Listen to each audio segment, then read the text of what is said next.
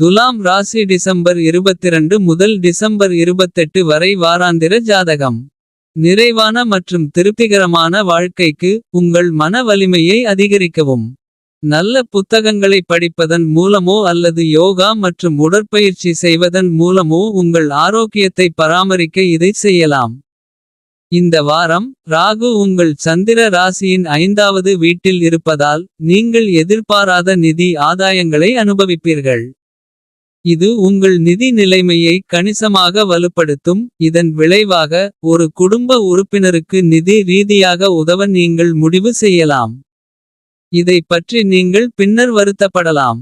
சனி உங்கள் சந்திர ராசியின் 6வது வீட்டில் வைக்கப்படுவார். இதனால் சக ஊழியர்கள் அல்லது வேலையில் உள்ள மற்றவர்கள் உங்களிடமிருந்து கணிசமான அளவு நேரத்தை கோரலாம்.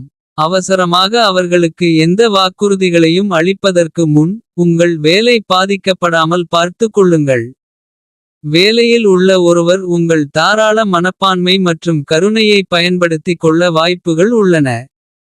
தேர்வுகளில் மிகவும் கவனக்குறைவாக இருந்த மாணவர்களுக்கு இந்த வாரம் ஒரு சோதனையாக இருக்கும்.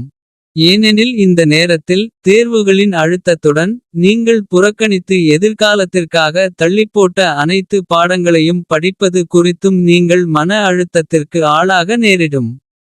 இருப்பினும் மற்ற மாணவர்களுக்கு இந்த நேரம் சாதாரணமாக இருக்கும். இந்த வாரம் பரிகாரம்: தினமும் லலிதா சஹஸ்ரநாமத்தை பாராயணம் செய்யுங்கள்.